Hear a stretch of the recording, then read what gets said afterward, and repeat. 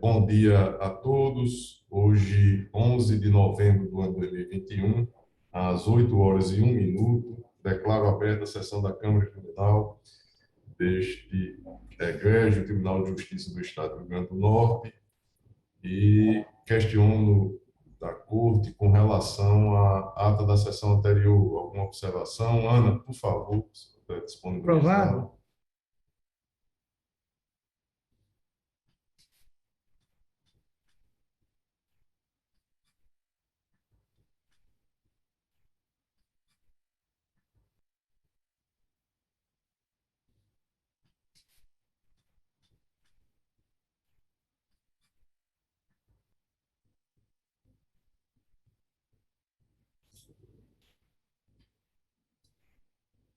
Desembargador Gilson já adiantou que aprova. Desembargador Saraiva também. Também, presidente. Aprovada. Expediente alguma, Ana Cláudia? Não há excelência. Obrigado. Comunicações, indicações e propostas. Eu tenho somente aqui algumas questões a comunicar e esclarecer aqui. Vamos lá. Hoje, dia 11 de novembro, já, como eu adiantei na sessão passada, no dia 27 de novembro, eu já estarei de férias. Meu último expediente será aqui no dia deste ano, no dia 26 de novembro. E aí irei ainda participar das sessões do dia 18 e dia 25. Então, os processos em que eu seja relator ou revisor, eles terão que ser solicitado pauta até o dia 17, não é isso, Ana Cláudia? Então, desembargador Saraiva, o que tiver para encaminhar para revisão, até o dia 17, eu pedindo pauta, estarei aqui para julgamento no dia 25. Desembargador Gilson também, que tiver e que puder liberar para julgamento até o dia 17, julgaremos ainda este ano. E a outra questão que eu trago aqui é a necessidade ou não da figura do revisor naquelas apelações em medidas cautelares que pede a devolução de bens. O nosso regimento ele diz no artigo 187 que haverá revisão dos seguintes processos. Inciso 1 está revogado. Inciso 2, apelações criminais referentes a crimes punidos com reclusão. 3, nas revisões criminais. E 5, dos embargos infringentes e de nulidade. As apelações que são trazidas aqui, questionando a decisão das cautelares, eu imagino que não tem essa necessidade do revisor. Mas aí eu trago a questão para que a gente possa aqui deliberar e firmar uma posição no sentido de que tenhamos ou não essa necessidade. Se o Ministério Público, doutora Naide, puder colaborar conosco, dar a sua opinião. Eu estou olhando agora, desembargador, o regimento interno e opino já já. Tá bom, então. Desembargador Saraiva, se quiser adiantar, desembargador Gilson, alguma coisa, alguma posição. Presidente, eu aguardarei o parecer da eminente procuradora, mas, a priori, a minha tendência é no sentido da desnecessidade, porque me parece que é tão somente, mal comparando ou bem comparando, um incidente dentro de uma apelação, a devolução de um bem, porventura apreendido. Desembargador, qual artigo, por gentileza? 187 do regimento interno. Excelência, acho que está fora, porque o inciso 2, né, quando fala das apelações criminais, fala referentes a crimes punidos com reclusão. Dá a impressão que é aquele em que se discute a condenação e a respectiva, né, pena, que tenha uma pena de reclusão. Então, não parece ser todas as apelações criminais. Como muitas vezes esses processos eles sobem apenas com aquele objeto de restituição de bem. Então, eu acho assim que quando esse pedido vier, o bojo de uma apelação que trate dessa matéria, crimes punidos com reclusão, sim, óbvio, vai ter o revisor. Mas quando ela for com objeto restrito da restituição do bem, acho que não é necessária a revisão. Perfeito. Desembargador Saraiva já adiantou a sua posição, não sei se vai... Presidente, me permita, Pois não, tem a só palavra. reforçando o entendimento, que, na verdade, me parece que sequer caberia uma apelação. Como eu argumentei no início, um mero incidente, um requerimento que seria levado aos autos e decidido, não é? Como é o caso de pedido de honorários também, se faz um recurso, se faz uma atuação, se houve o revisor. Então, É essas pequenas coisas... porque a cautelar, ela é processada em apartado na origem, e aí, como não está no rol do recurso em sentido estrito, ela vem para, e é uma decisão terminativa lá na origem, aí ela vem para o segundo grau em apelação criminal. A gente tem recebido aqui, eu já tive algumas, inclusive eu já pedi pauta de uma que não havia deliberado, sem revisão. Eu entendia nesse sentido, mas fiquei preocupado e achei por bem a gente, aqui no gabinete, a gente teve essa preocupação de debater o assunto, mas trazer para que o colegiado pudesse firmar a posição. E agora, com a compreensão de Vossa Excelência no mesmo sentido, e também a opinião do Ministério Público, desembargador Gilson. Então, a gente delibera, Ana, e aí fica uma deliberação constando aí na ordem administrativa que a Câmara Criminal, em harmonia com o parecer ministerial, deliberou no sentido de que não há necessidade do revisor nas apelações criminais que questionem medidas cautelares processadas em apartado. Não é isso? Porque se ela for processada dentro dos próprios autos, aí necessariamente terá que ter o revisor. Não é assim mesmo, doutora Naide? A compreensão? Cujo objeto da apelação seja exclusivamente a restituição do bem. Exatamente. Perfeito. Então, Ana Cláudia, por favor, faça constar essa deliberação. E a outra questão que eu trago, na última sessão, não, aqui eu já acredito que esteja na ordem jurisdicional, que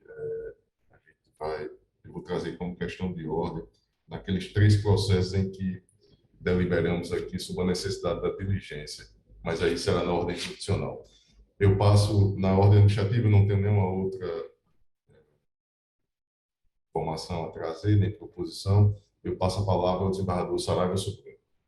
Presidente, para fazer uma proposta, eu queria propor que, se fosse o caso da Câmara aderisse, de voto de moção voto de pesar pelo falecimento do professor Luiz Eduardo Carneiro, um homem público reconhecido nacionalmente, inclusive, e que o Estado perdeu e nós só temos a lamentar. Eu proponho que, inclusive, esse voto seja feito pela Câmara. Muito bem lembrado, desembargador Saraiva, eu acompanho e subscrevo o voto de Vossa Excelência, o Ministério Público se associa. Desembargador Gilson. Também, presidente. Aprova. Acompanho. Aprovado, a unanimidade. Desembargador Saraiva Supremo, mais algum? Não, presidente, obrigado. Desembargador Gilson, comunicações, indicações e propostas. Não tenho, presidente. Obrigado. Vamos esgotar da ordem administrativa, vamos à ordem jurisdicional. E na ordem jurisdicional, eu já trago aqui essa questão como questão de ordem.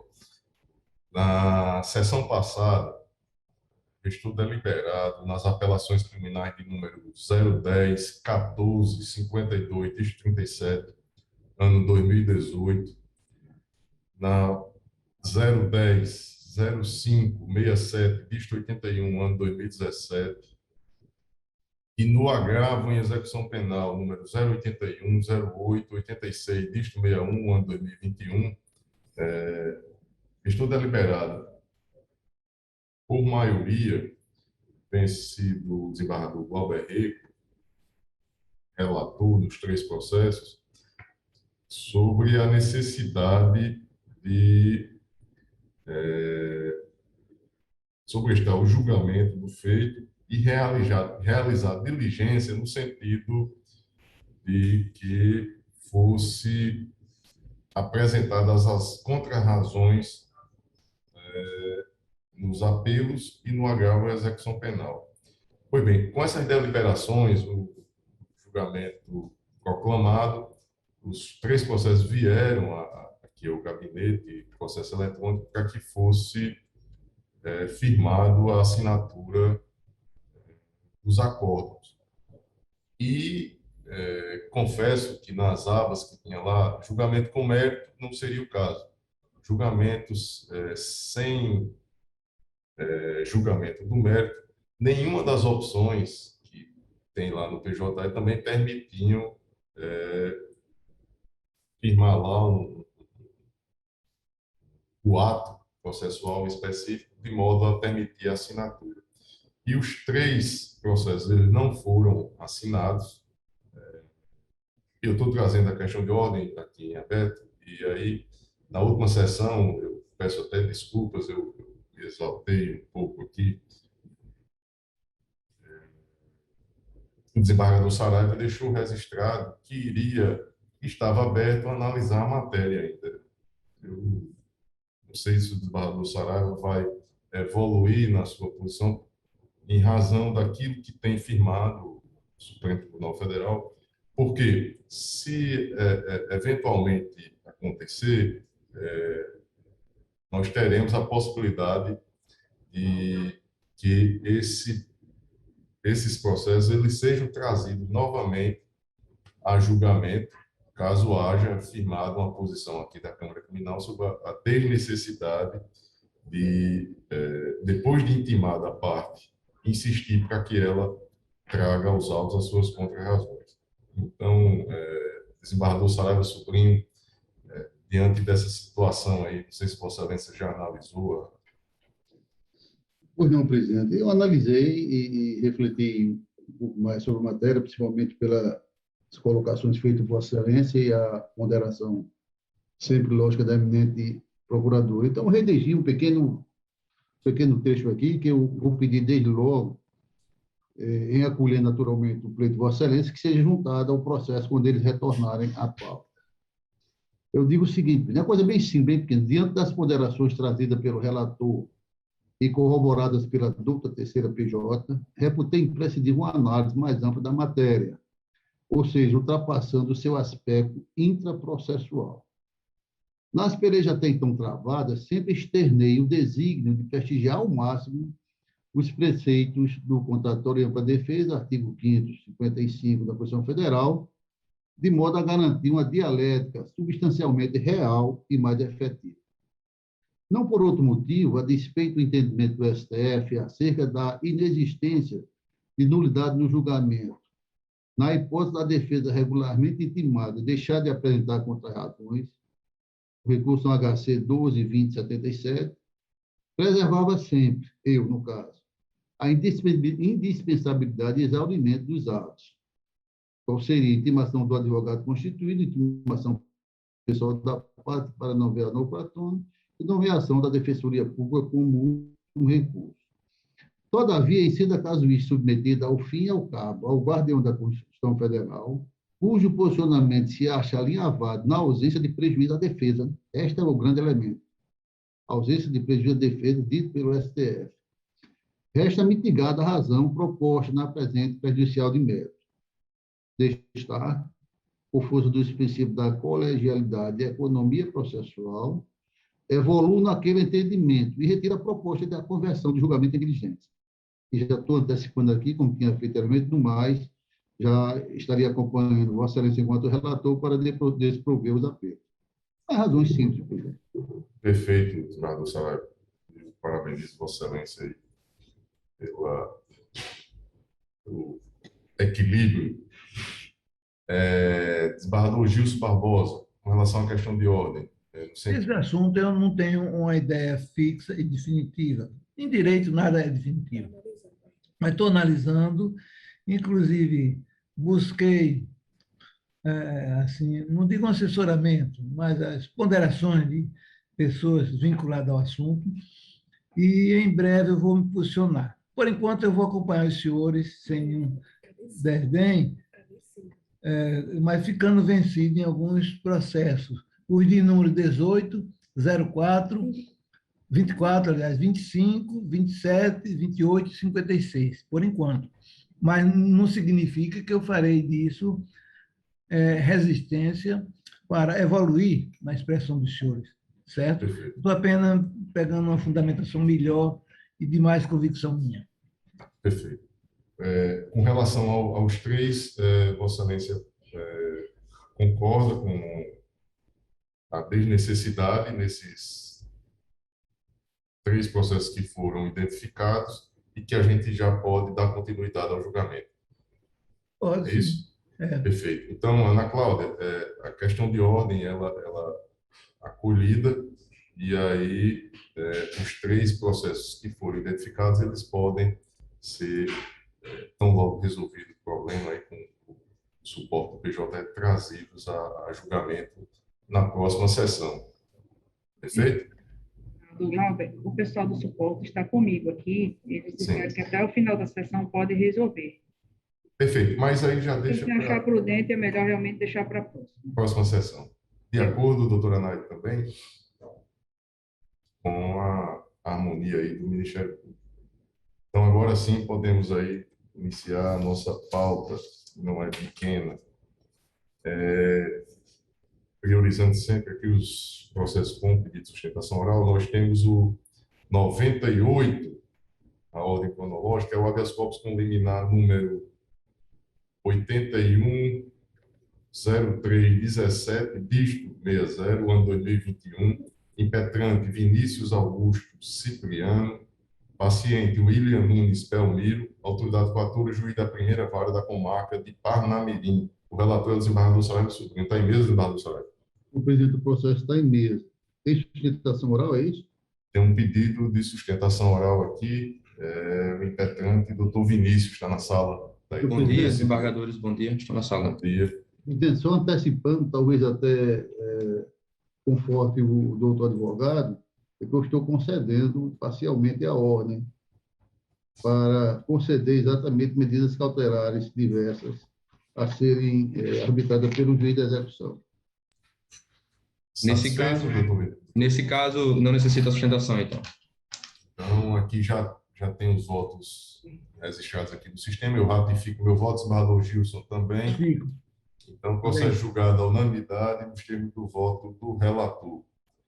O seguinte é o número 29 da ordem cronológica, é o apelo criminal número 10.0197, dígito 65, ano 2015. Apelante João Francisco da Silva, advogado doutor José Policarpo Dantas Neto, apelado ao Ministério Público. Eu sou o relator, processo em mesa. Doutor Policarpo tem até 15 minutos. Está na sala. Doutor José Policarpo Dantas Neto.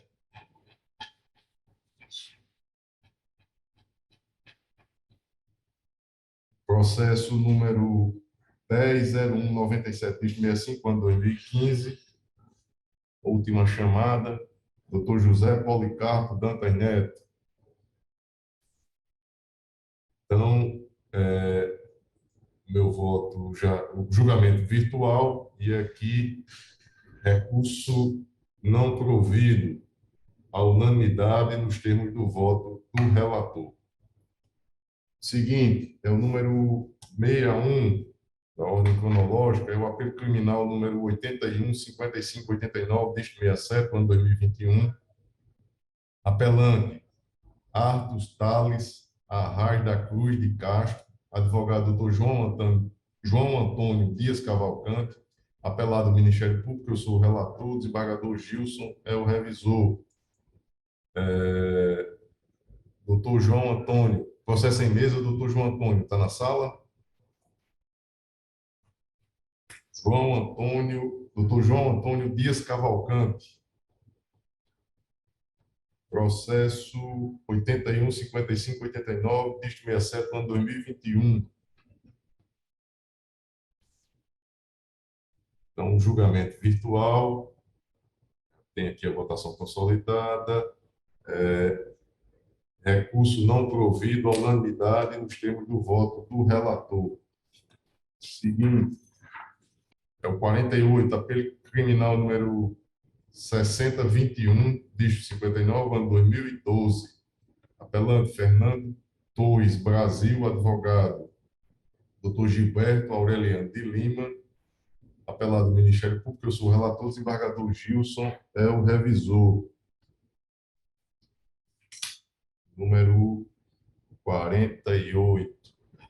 Doutor Gilberto Aureliano de Lima.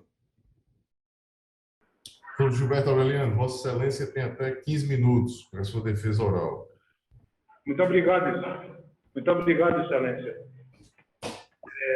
Primeiramente, eu queria dizer a vossas Excelências e trago aqui o abraço dessa nossa querida cidade de Campina Grande, e onde eu estou fazendo essa sustentação oral e abraçando esse Estado querido e parabenizando essa Corte pela celeridade e pelo tratamento com que nós advogados de todos os recantos do país somos recebidos.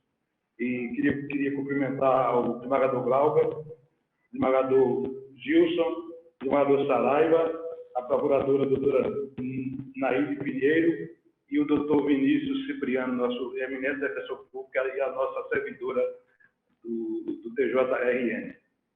Inicialmente, Excelência, esse fato, como é do conhecimento de Vossa Excelência, graças a uma intervenção justa de Vossa Excelência nas horas seguintes do julgamento, em que a prisão do meu cliente foi decretada, Vossa Excelência, num ato de justiça, concedeu um HC para que ele, Fernando, permanecesse em liberdade. O caso, como é de conhecimento de Vossa Excelência, aconteceu no dia 2 de julho de 2012, na residência de um dos réus, Fernando, localizado na rua Luiz Fernando de Oliveira, em Bela Vista, Parnamirim, onde os acusados Fernando Torres e José Barbosa, em uma confraternização,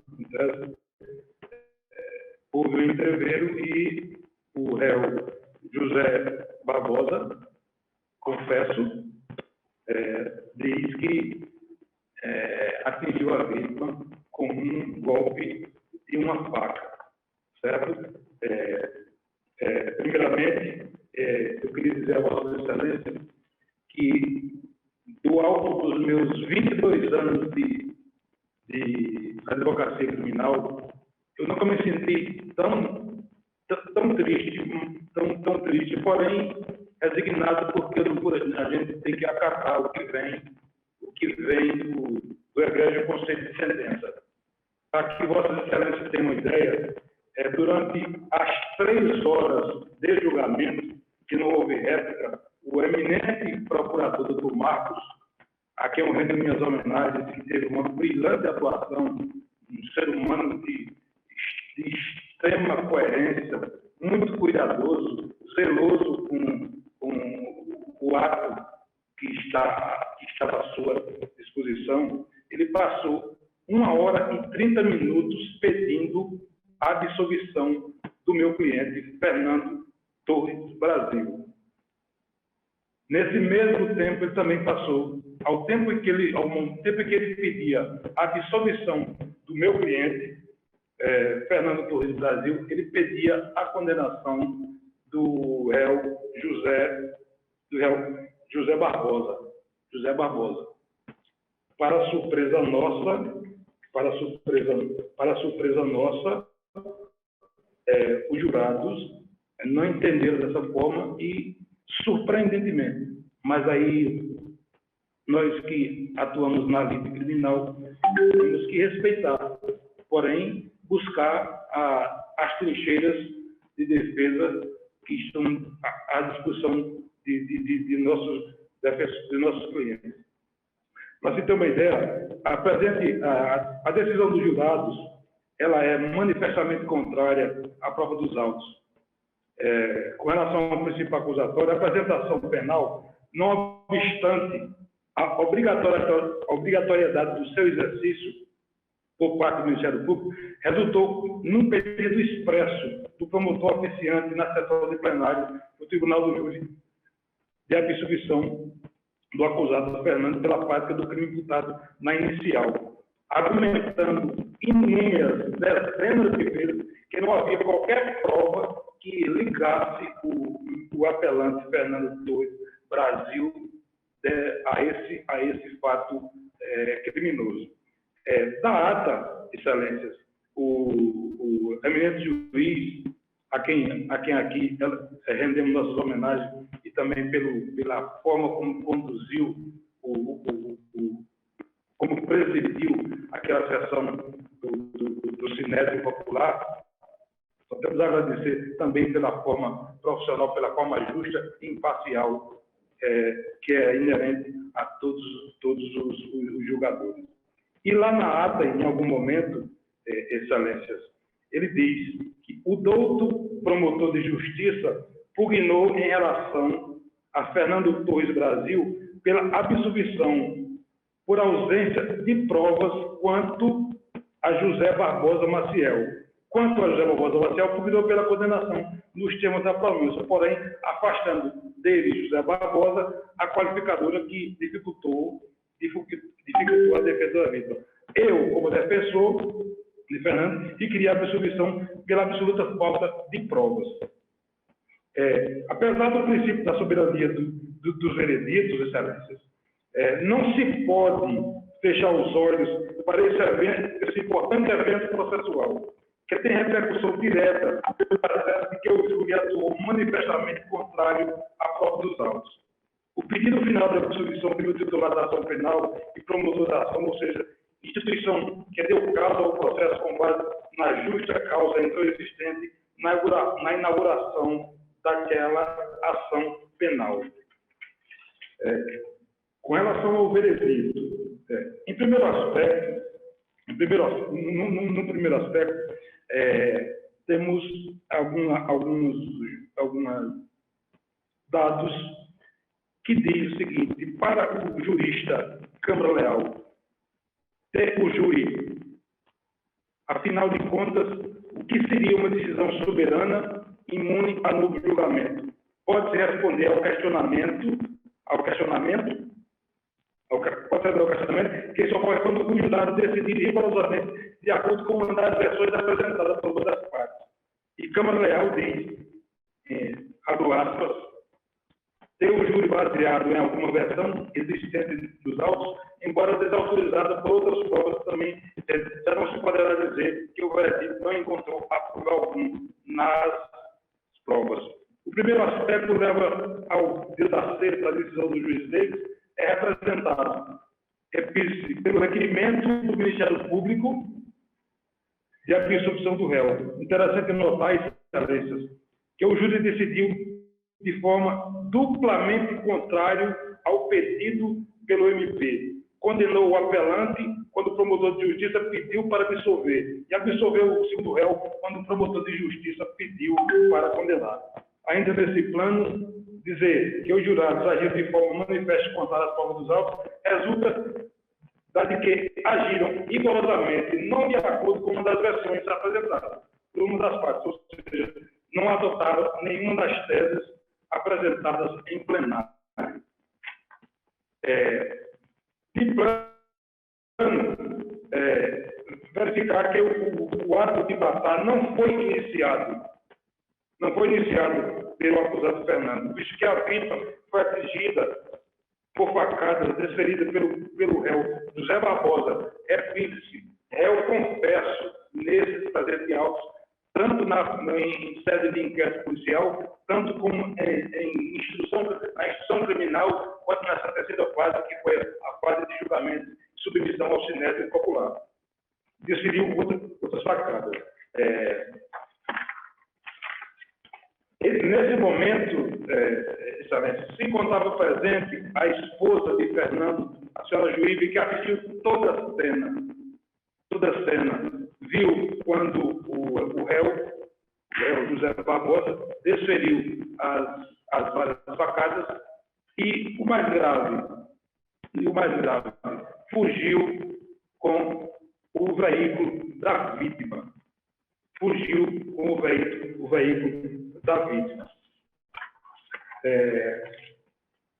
Outra questão, o acusado Fernando não foi, excelências, em nenhum momento flagrado com a arma do crime, nem com vestígios de sangue ou DNA do acusado em seu corpo. Ou seja, sequer foi feito exame pericial nesse sentido. A fragilidade do conjunto probatório salta aos olhos. Não é demais lembrar, excelência, que lembrar que o MP, apesar de ter requerido a pronúncia na primeira fase, protestou da segunda fase diante das provas produzidas pela absolvição do réu Fernando por ausência de provas suficientes de autoria e a condenação de José Barbosa, o que foi resultado exatamente oposto do requerido pelo acusador. Em síntese, excelência, como meu tempo é muito exíguo para dizer tudo o que se pode dizer, a decisão dos jurados que imputam ao apelante a autoria do crime revela-se de forma manifesta contrária. O próprio MP pediu absolvição em harmonia com a tese da defesa. Nenhuma prova oral teve o condão de comprovar ter o agente desferido a facada. O réu José Barbosa confessou que desferiu a facada. O réu José Barbosa apresentou contradições relevantes em seu depoimento. O réu José Barbosa, apesar de afirmar que as demais facadas foram feitas por Fernando, não estava no interior da residência para confirmar isso, já que ele próximo disse que fugiu do local no carro da vítima, alegadamente dá apenas uma facada. Os vizinhos que teriam ouvido os gritos do interior sequer foram ouvidos na delegacia. Não foram encontrados vestígios de sangue no corpo de Fernando. Não houve perícia material na vítima, no corpo de Fernando, o que poderia confirmar voltar para o risco entre eles, mas ainda assim seria impossível comprovar a autoria das facadas. A tese subsidiária número 1 é que, já que se sabe que o réu desferiu facadas muito menos quanto teria desferido, nem mediante recurso que ele dificultou a defesa da vítima. Não há nenhuma evidência de que o réu Fernando tenha surpreendido a vítima. Pelo contrário, o réu José confessou que realizou a primeira facada. Assim, necessária a realização de um julgamento perante o tribunal para afastar as qualificadoras reconhecidas pelo Conselho de Sentença, uma vez que é vedado ao tribunal fazer ante a soberania dos verificados. O afastamento da qualificadora que dificultou a defesa da vítima, mas pelas teses conflitantes entre os réus, há um elemento comum, qual seja, de que a vítima foi atingida primeiramente por José Barbosa. Então, jamais poderia acusar Fernando de ter surpreendido a vítima.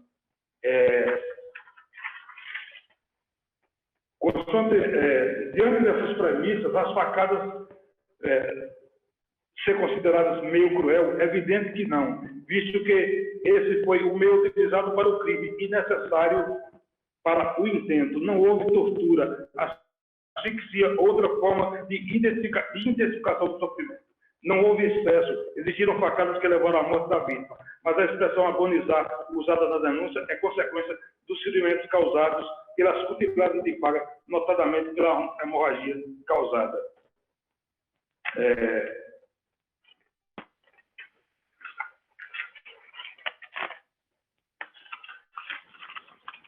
Por final, excelência, eu aqui, o requerimento final e clamo a esse egrégio conselho, que é a vossa excelência, por todo o exposto, o apelante Fernando Torres do Brasil, respeitosamente, a presença desse egrégio tribunal, requer que o presente recurso seja conhecido e provido no desiderato de sujeitar o réu a novo julgamento do Tribunal do Júri, artigo 593, inciso 3º, letra D do CPP, ante a decisão manifestamente contrária à prova dos autos. Na letra B, subsidiariamente, sujeitar o réu a novo julgamento do Tribunal do Júri antes da decisão manifestamente contrária à prova dos atos, quanto à circunstância qualificadora, artigo 121, parágrafo 2º, a surpresa, e também com relação à qualificadora do artigo 121, uso de meio cruel. Os demais pedidos, eu desisto deles, porque o entendimento é que o julgamento foi completamente desassociado às provas dos autos. Por essa razão é que clamo a Vossas Excelências para que submetam Fernando a um novo julgamento, réu primário, com bons antecedentes, e teve vários prejuízos durante esse tempo por conta dessa condenação criminal. É isso que pede a defesa. Obrigado, doutor Gilberto. O tempo esgotou. Parabenizo o advogado pela defesa oral realizada. E o meu voto, eu vou resumir, eu já tenho uma posição firme, eu sempre digo que não é porque o Conselho de Sentença julga contrário à tese defensiva que importa em julgamento contrário que haja violação ao artigo 593, inciso 3, a linha D do CPP. As provas testemunhais, as declarações do próprio José Barbosa, que estava presente no dia do fato, e escreveu reiteradamente como aconteceu, permitiram ao Conselho de Sentença firmar o seu convencimento, a sua posição. Isso não importa em julgamento contrário à prova dos autos. Confirmo aqui a sentença nesse aspecto. No entanto, eu faço um ajuste na dosimetria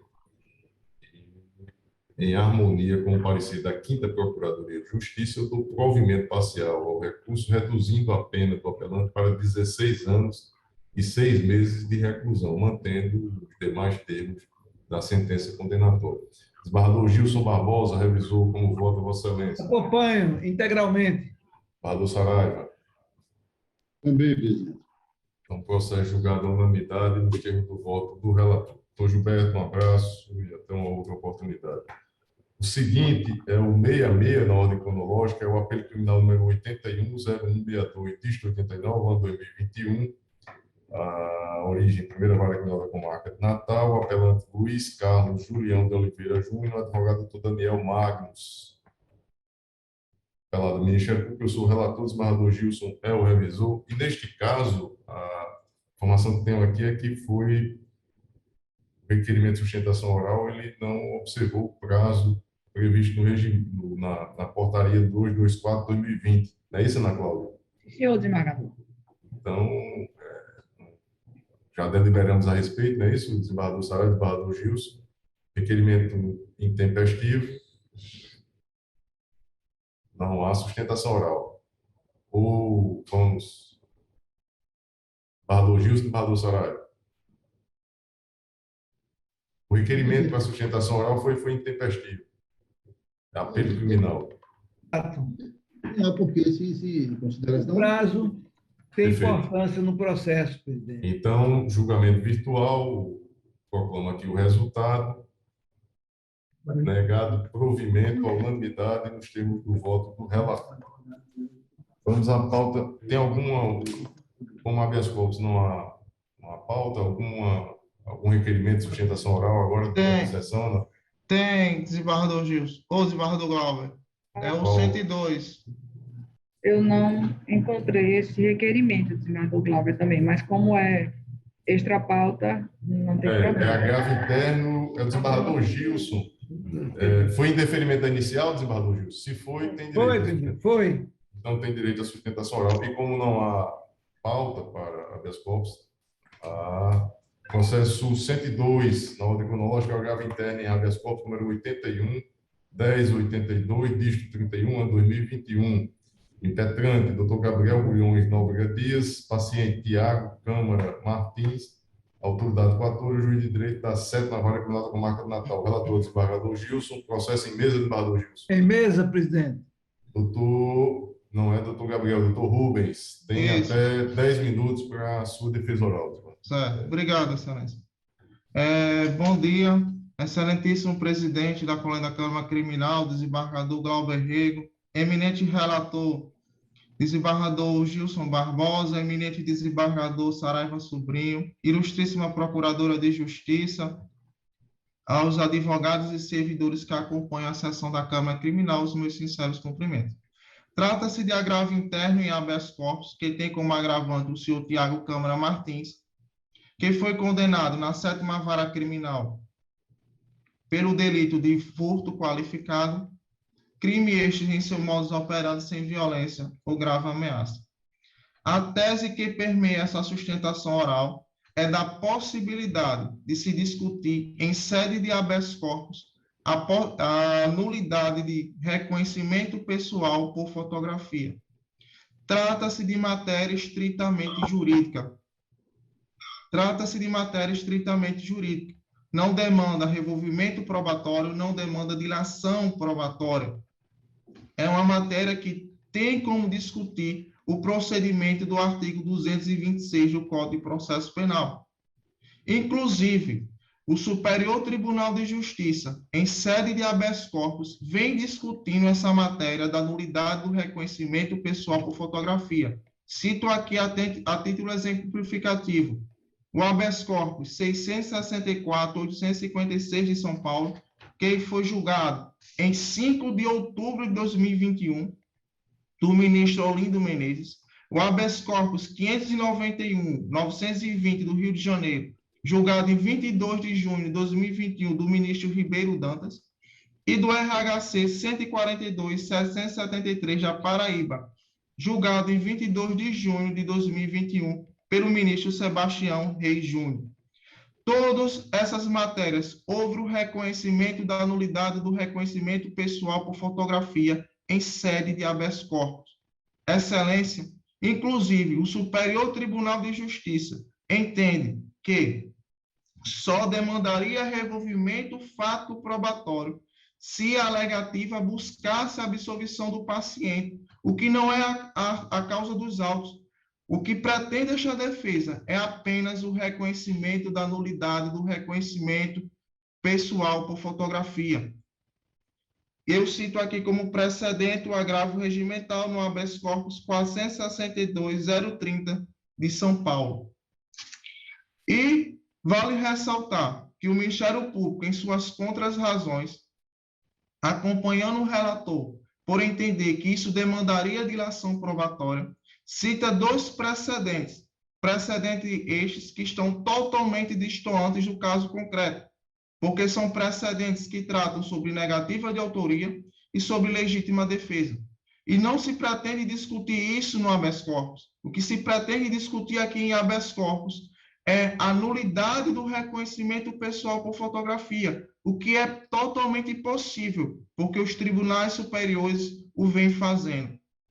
Transpondo, excelência, a possibilidade de se discutir esta tese em sede de habeas corpus, essa defesa pleiteia que o Tribunal de Justiça, na sua Câmara Criminal, reconheça a nulidade do reconhecimento pessoal por fotografia, tendo em vista que nas ações penais em que o senhor Tiago Câmara Martins responde e foi condenado, o reconhecimento partiu apenas da apresentação de uma única fotografia, repito, uma única fotografia, para que as testemunhas ou vítimas pudessem reconhecê-lo.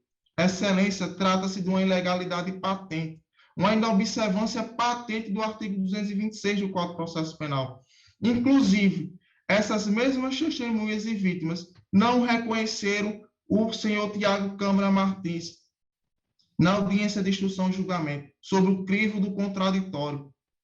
Então, excelência, o senhor Tiago Câmara Martins estava custodiado, poderia sim passar pelo rito do artigo 226 do Código de Processo Penal, mas não. A autoridade policial preferiu apresentar apenas uma única fotografia do investigado para se basear-se na questão do envolvimento do senhor Tiago Câmara Martins nos ilícitos. Excelência, o artigo 226 do Código de Processo Penal não trata-se de mera recomendação, trata-se de observância obrigatória. No Estado Democrático de Direito, em que se respeita as liberdades, o artigo 226 não pode ser tratado como mera recomendação. Inclusive, o Superior Tribunal de Justiça, no habeas corpus 652/884 de Santa Catarina, vem entendendo que deve-se respeitar o procedimento do artigo 226 do Código de Processo Penal, por não se tratar de mera recomendação. Muito embora, veja só, muito embora esse mesmo reconhecimento venha a ser ratificado em juízo, se ele for nulo na sua origem, a ratificação não pode convalidá-lo. Mas o que é totalmente distante aqui dos autos, porque ele não foi em nenhum momento ratificado, porque ele não foi reconhecido na audiência de instrução e julgamento. Não foi, nenhuma testemunha, nenhuma vítima o reconheceu. Trata-se de nulidade patente, trata-se de nulidade clara, que não pode ser permitida que se propague. No Estado Democrático de Direito, que se respeita a liberdades, não é permitido tamanha atrocidade. Desde já, Excelência, agradeço a atenção de todos e encerro a minha sustentação oral. Desembargador Gilson Barbosa, relator, como vota, Vossa Excelência? Presidente, embora eu tenha distribuído com os senhores previamente o voto, eu vou ler alguns pontos aqui para melhor fixação. Digo eu o seguinte: inicialmente, conheço do agravo regimental, uma vez que satisfeitos os requisitos de admissibilidade. Nada obstante as alegações recursais, não se verifica a existência de argumento apto a promover a evolução do posicionamento por mim esposado na decisão recorrida. Entendimento este comungado pela Procuradoria de Justiça. Em leitura da exordial, verifiquei que os argumentos trazidos naquela peça do habeas corpus não mereciam ser conhecidos in totum, pelo fato de que os pedidos formulados pelo impetrante ensejavam um exame mais acurado das provas, ou seja, uma dilação probatória contundente, com observância ao contraditório.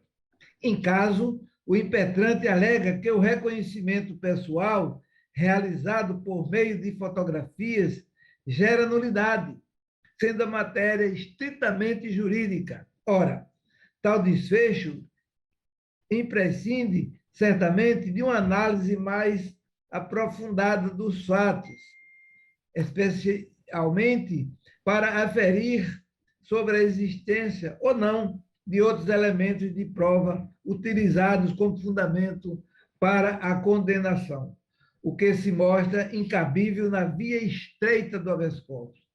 Nesse sentido, o Superior Tribunal de Justiça diz, aspas, habeas corpus substitutivo de via própria, inviabilidade, pleito de absolvição, nulidade do reconhecimento fotográfico na delegacia, prova confirmada em juízo, vítima que esteve em poder dos acusados e que os reconheceu sem sombra de dúvida, depoimentos, declarações e reconhecimentos repetidos em juízo, provas judicializadas da autoria e materialidade, revolvimento fático probatório incompatível com a via estreita do writ. E saio citando mais essa jurisprudência, que é da lavra do ministro conterrâneo nosso, Ribeiro Dantas, que muito dignifica o nosso querido Rio Grande do Norte. Terminada essa citação, da quinta turma, do dia 5 de outubro de 2021, quer dizer, uma decisão bem recente, eu volto às minhas palavras. Ademais, em momento algum, este relator consignou em sua convicção que a tese levantada pelo impetrante seria inválida, tendo pleno conhecimento da jurisprudência do Superior Tribunal. Desse modo, ausente a ilegalidade patente e, consequentemente, eventual constrangimento passível de ser sanado pela concessão do seguimento desse writ, por esta via recursal, não há de ser conhecido o habeas corpus pelas razões assinaladas no deciso impugnado, nos termos do artigo 261 do regimento deste Tribunal de Justiça. Diante do exposto, em consequência, com o parecer da 4ª Procuradoria, mantenho a decisão recorrida pelos próprios fundamentos, negando o provimento ao agravo interno. É como voto, senhor presidente. Repito que esse foi dado escrito e distribuído com Sua Excelência. Embargador Saraiva Sobrinho, como vota Vossa Excelência? Acompanho o presidente. Eu acompanho, senhor presidente. Eu também acompanho o relator. Gostaria de julgar a unanimidade nos termos do voto do relator. Doutor Rubens, um abraço e até uma outra oportunidade. Obrigado, Excelência. Mais algum outro advogado para sustentação em processos colocados em mesa sem pauta? Não há, então vamos à pauta anterior.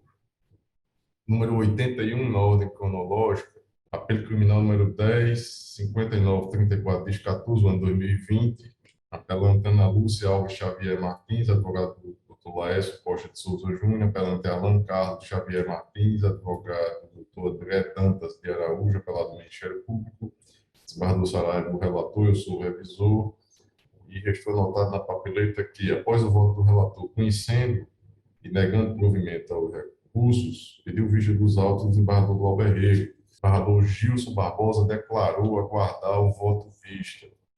Eu disponibilizei o meu voto aí, divergindo do desembargador Saraiva Sobrinho. Estou dando, em resumo aqui, provimento ao apelo defensivo da apelante Ana Lúcia, já que seja não devolvido bem, mas que seja instaurado lá o incidente, na origem da palavra. Eu dou provimento parcial ao apelo deposto por Ana Lúcia Alves Xavier Martins para determinar que o juiz de origem instaure o incidente em apartado para decidir sobre a propriedade do veículo e sua eventual devolução nos termos do artigo 120, parágrafo 1º do CPP. E com relação ao apelo de Alan Carlos, respeitando, obviamente, a posição do desembargador Saraiva Sobrinho, certamente irá evoluir neste aspecto. Eu estou aqui de ofício analisando, desembargador Saraiva, a questão da dosimetria. E, com isso, eu alcanço aqui um resultado em harmonia com o parecer ministerial, no sentido de dar provimento parcial também ao recurso de Alan para, em harmonia com a 1ª Procuradoria de Justiça, reformar as frações de aumento e de diminuição de pena referentes à 1ª e à 2ª fase dosimétrica. E aí, desembargador Gilson.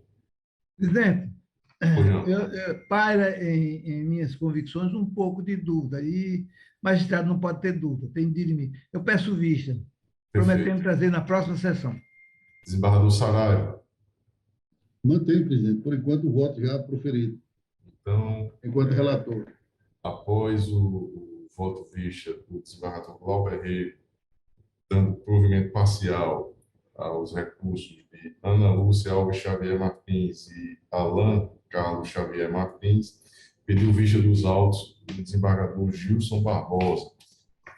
81, 82, apelo criminal número 10, 16, 39 de 78, ano 2018, a origem 2ª Vara da Comarca de Macau, apelante Alberto Vinícius Matos da Cunha, advogado Wanderson Domingos Gomes, apelado do Ministério Público, relator desembargador Saraiva, eu sou o revisor, e restou anotado aqui que, após o voto do relator, pediu vista dos autos do desembargador Glauber Rego, declarou aguardar o voto vista do desembargador Gilson Barbosa. É a mesma questão também em que eu apresento aqui, enfrento a questão da dosimetria da análise, da correção da dosimetria de ofício, considerando que a devolução em totum da matéria aqui para análise deste grau recursal. isto diverge aqui da posição do relator que, não havendo sido especificamente trazido no apelo, Sua Excelência não analisa. E com este posicionamento, eu alcanço aqui, no meu voto, de forma resumida, provimento parcial ao apelo e a redução da pena para 5 anos e 6 meses de reclusão. E aqui eu trago um posicionamento recente. O Ministério Público opinou pela procedência parcial do apelo, sem reflexo na dosimetria, dizendo, Sua Excelência, o procurador, deixe-me ver aqui, eu acho que foi o Dr. José Alves, que não haveria... Doutora Naide, presidente. Foi a doutora Naide? Eu.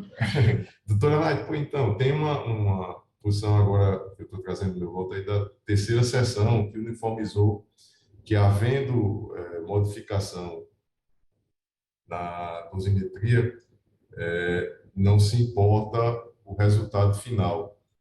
Há que se preservar as frações que foram definidas na origem, se o recurso é somente da defesa, para que não haja reformátil aí em impérios. Esse é um julgamento recente da terceira sessão, que está aí no meu voto. Deixe-me ver aqui.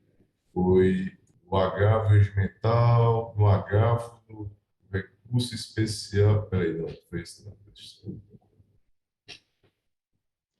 Mas, Excelência, a reformácio Embargo de divergência nos embargos no recurso especial número 18.26.799, Rio Grande do Sul. O relator era o ministro Ribeiro Dantas, que restou vencido, e foi redator para o acordo o ministro Antônio Saldanha Palheiro.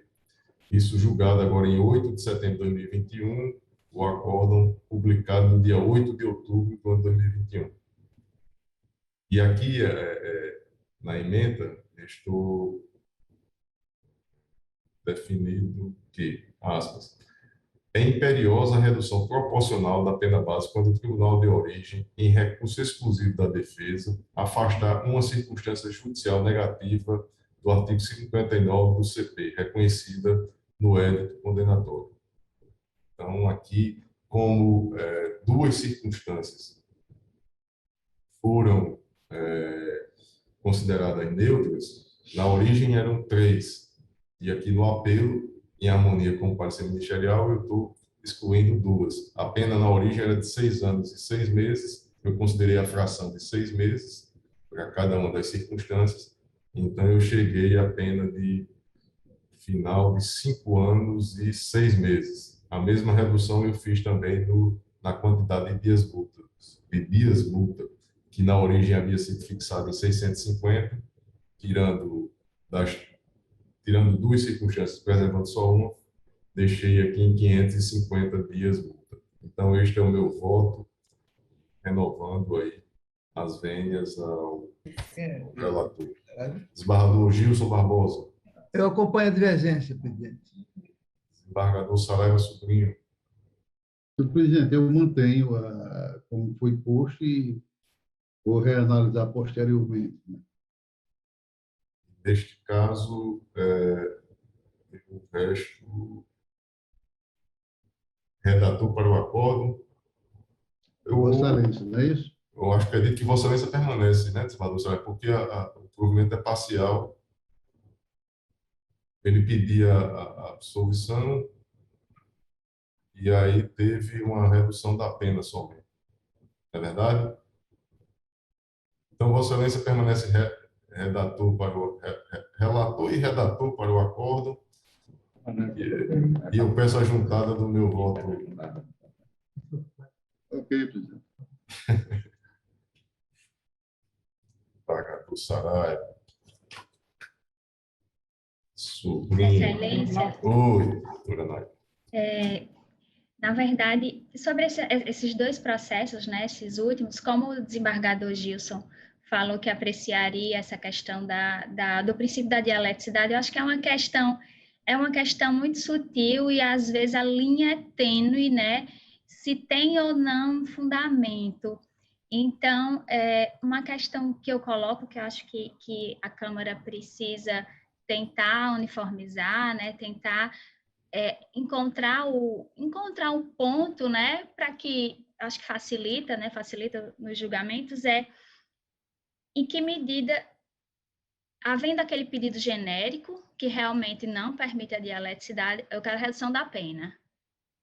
Ele, né, ele realmente não disse em que ponto a sentença foi equivocada, né, em que medida há o erro, mas ele apresentou um pedido de revisão da pena. E aí tem aquele posicionamento na questão do efeito devolutivo em profundidade, né, dos recursos de apelação. Então, em que medida, se a gente não conhece, né, se a Câmara não conhece do pedido de revisão da pena, do pedido formulado no recurso, mas se de ofício o fará. Então, eu acho que essa questão a gente precisa entender se, de repente, em todos esses casos, diante do não conhecimento do pedido dele, será que seria o caso de fazer a revisão de ofício? Eu acho que esse é o ponto essencial, porque, senão, se fizer a revisão de ofício, perde a utilidade até o não conhecimento, né? Se, de toda forma, vai ser feita a análise da pena, em razão do efeito devolutivo em profundidade. Então, perde a razão até de se suscitar a preliminar de não conhecimento, né, por ofensa ao princípio da dialeticidade. Então, a reflexão que eu faço diante do não conhecimento, muitas vezes o pedido realmente, ele não aponta nenhum sentido, ele não diz no que Teve um aqui que ele fala assim, olha, solicito que revise quaisquer equívocos que haja. Né? Ele não aponta qual é o equívoco, ele não consegue nem dizer qual é o erro, né, na sentença, em que fase, em que momento. Né? Ele não consegue dizer, ele não aponta. Por outro lado, ele pede que, de ofício, acho que foi até nesse que eu me manifestei e fui no mérito, ele pede que de ofício seja revisto.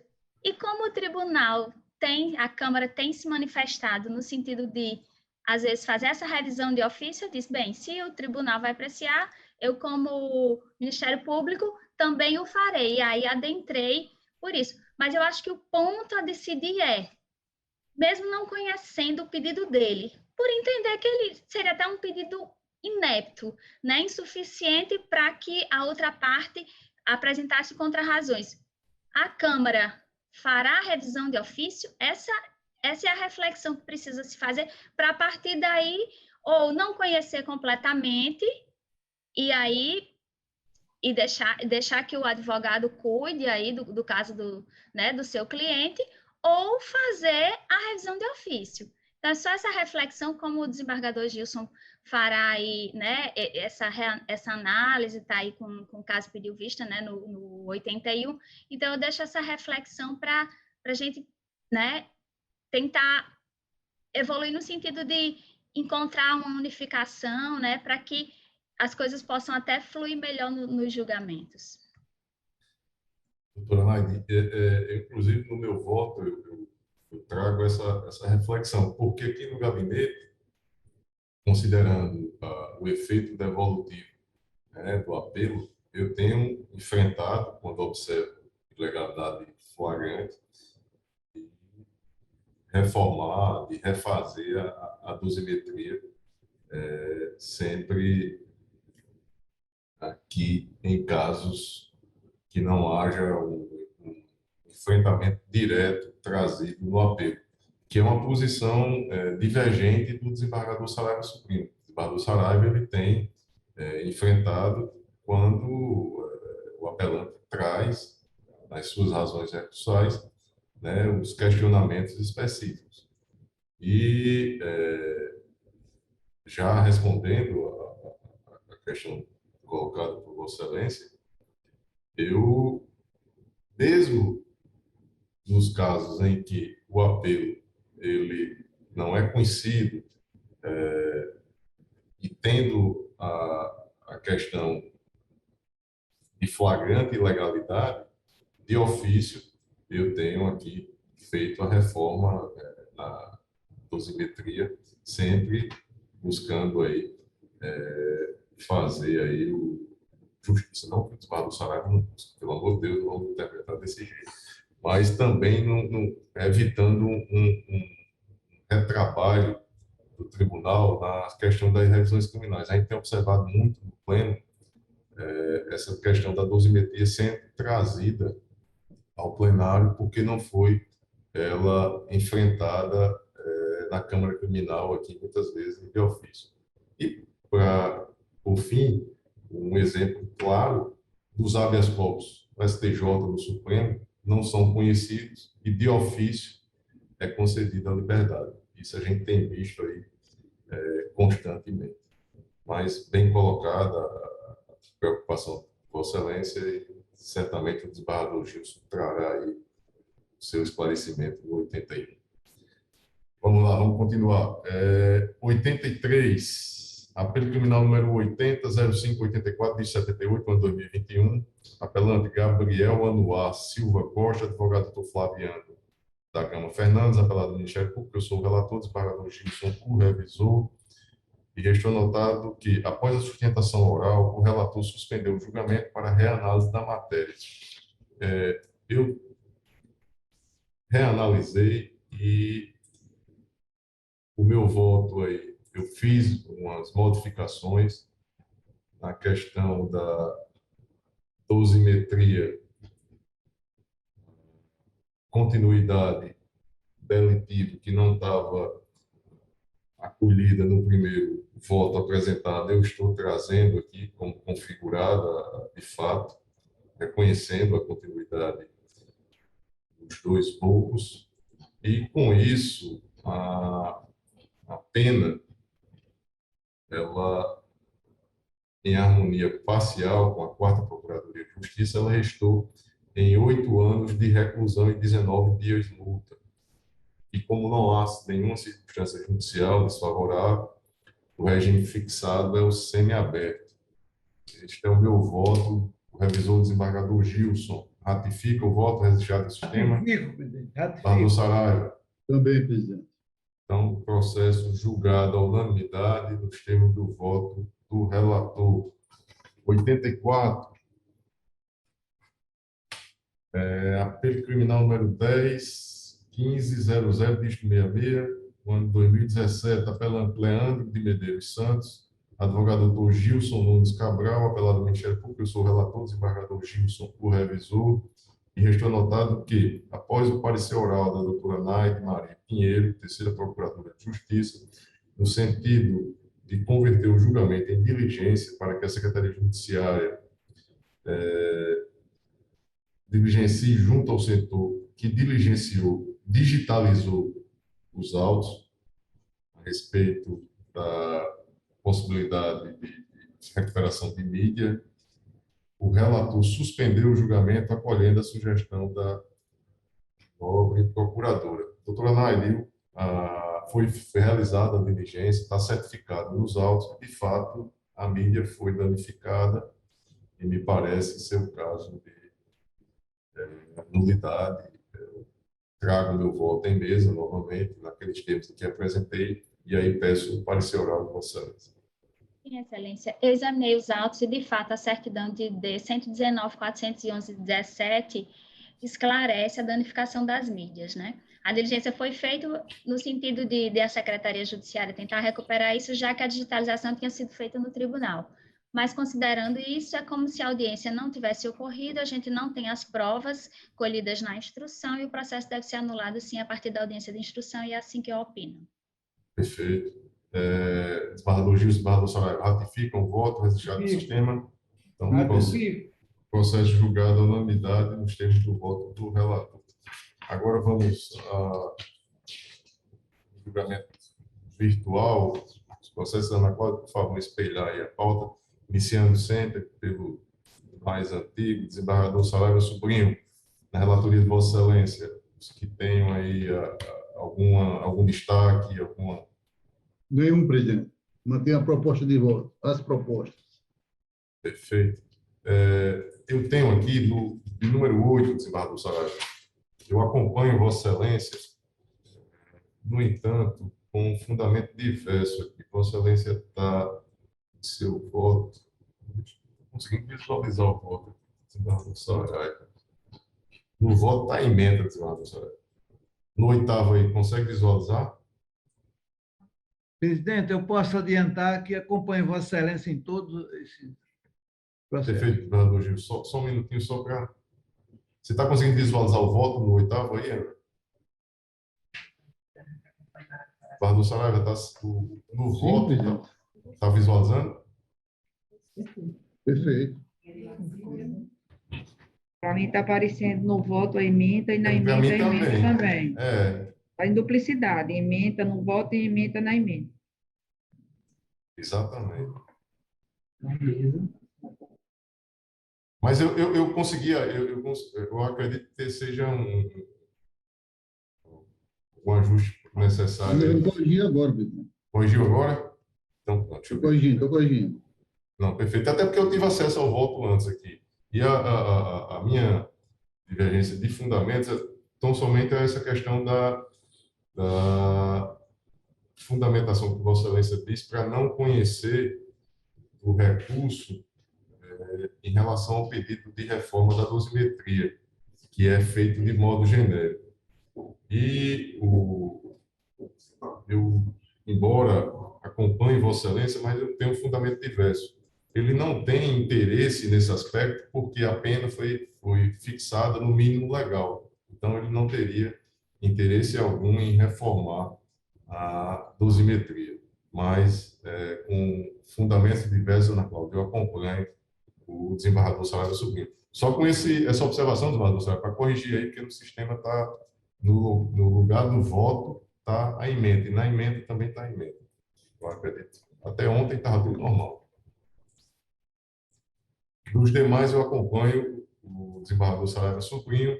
Na minha relatoria, eu tenho aqui, doutora Nay, todos eles com a preliminar de não conhecimento da questão da pedido de justiça gratuita, no 43, no 51, no 71 e no 75. Doutora Nay, eu imagino que tenha sido passado aí para Vossa Excelência. Sim, Excelência.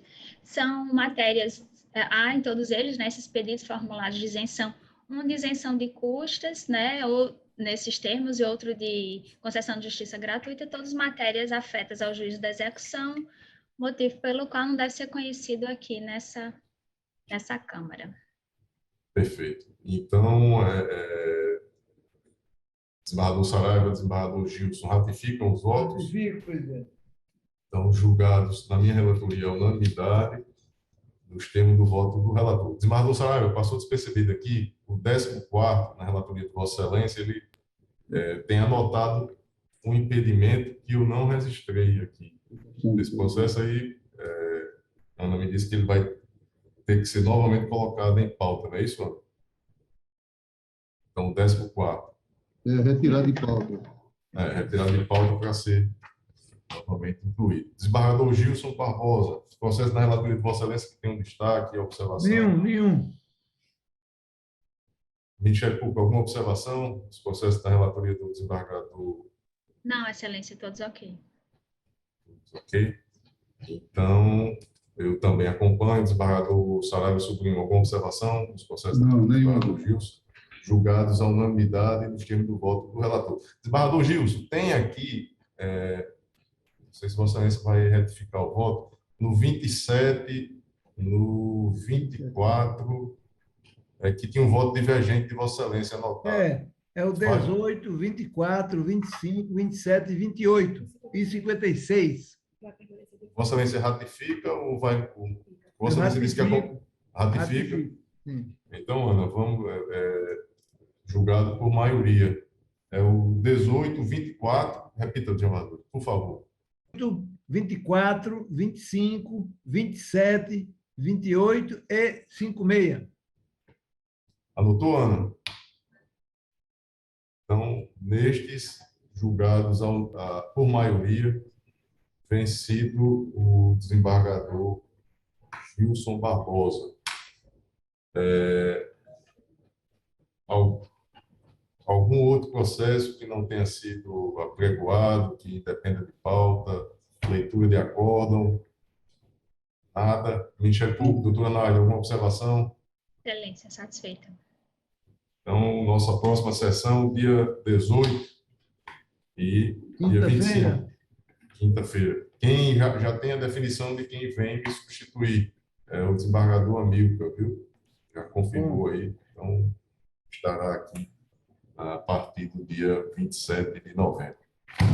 Então, às 9h20, eu declaro encerrada a presente sessão.